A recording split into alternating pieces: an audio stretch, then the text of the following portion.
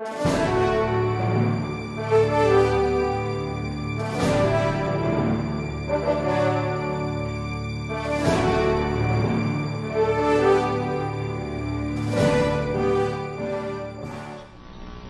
I read paragraph 2.3, Your Honor, in our complaint.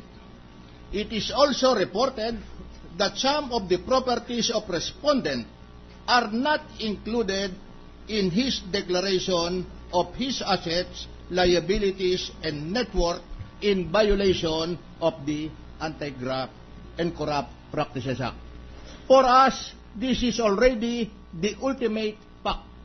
If the counsel for the defense requires us to state the properties which were acquired in violation of the Anti-Graft and Corrupt Practices Act, then the enumeration of these properties would be considered as evidentiary fact.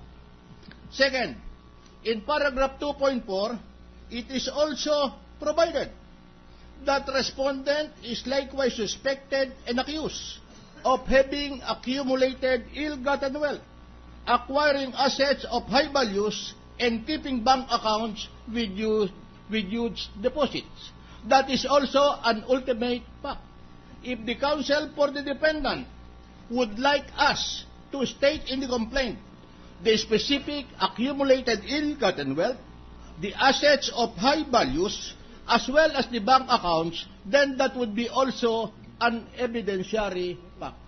And we have also to consider that insofar as this impeachment case is concerned, there are 3 pleadings which are already on the record of this impeachment court. The number 1 is the complaint.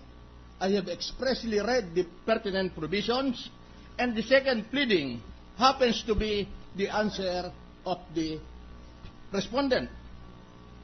And what is stated in the answer of the respondent?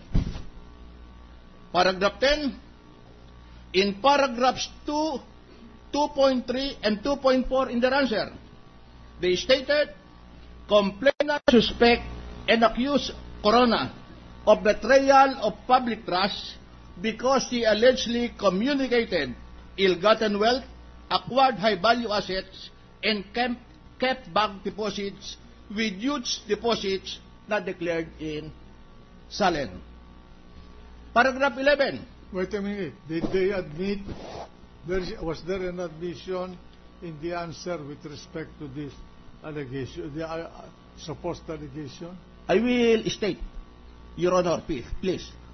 In the last sentence of paragraph 11 of their answer, and I quote, at any rate, the allegations are flatly denied. The truth of the matter is that C.J. Corona acquired his assets from legitimate sources of income, mostly from his professional toils. And let me state also what has been stated in our reply. In our reply, page 25, paragraph 53.1, the complainants reserve the right to present evidence during trial on other expensive properties acquired by Corona and his family. And therefore, insofar as the law on pleadings is concerned, ill-gotten wealth is already an issue which has been joined, as stated in the paragraphs which I have quoted in the complaint, as well as the answer and as well as the reply. And therefore, we think that the contention that there has been no allegation of ultimate facts is entirely erroneous, inasmuch as the ultimate facts have already mentioned, and also it has been flatly denied in the answer. Anyway, are you true? Just for... Are you true? Yes, Your Honor. Yes. Senator Pimentel? Yes. Thank you, Mr. President. Senator Pimentel. Thank you, sir. I'm very much interested in the legal point raised by the lead defense counsel as to what amounts to a sufficient allegation in a complaint. And if I remember correctly, the Attorney Cuevas, the lead defense counsel, offered to submit a memorandum on this particular point of law. And I think, Mr. President, we should welcome the offer for the submission of a memorandum on this particular point of law, because at any rate, this will not affect the hearing schedule.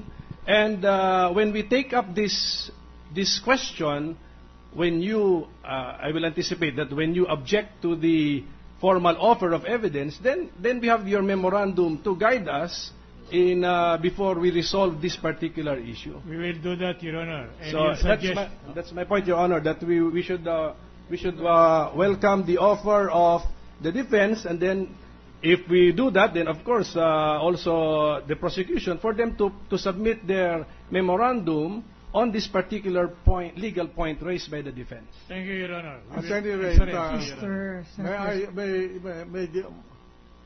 will you kindly allow the chair to say something?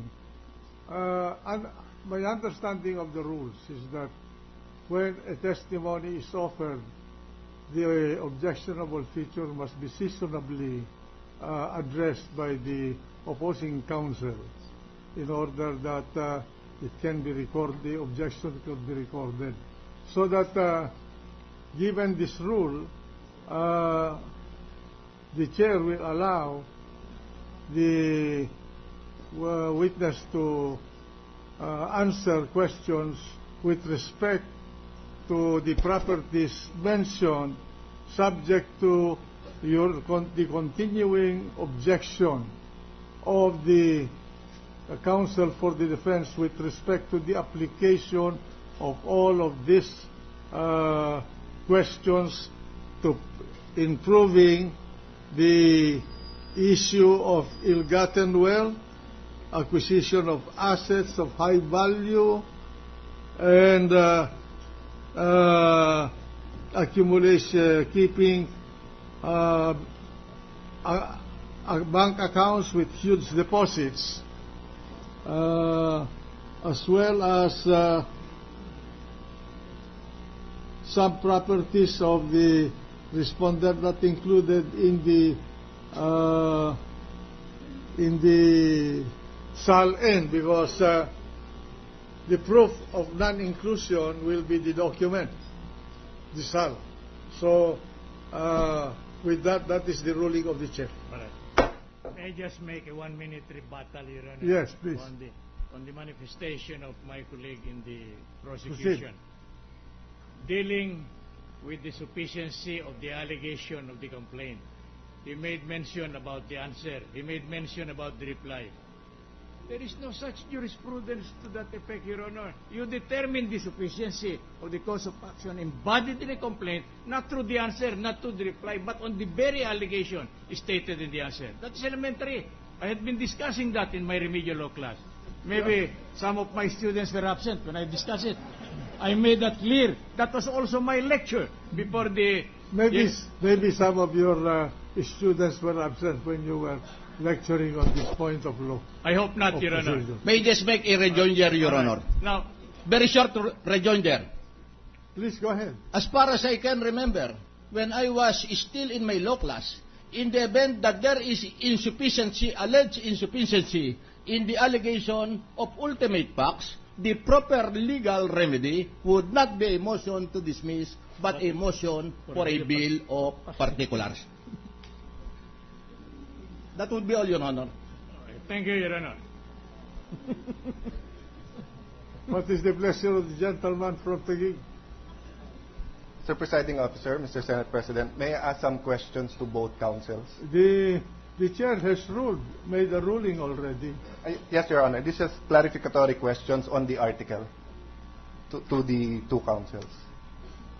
Are you asking the two sides to answer questions? No, Your Honor. I will ask the prosecution first some questions. Proceed. Thank you, Your Honor.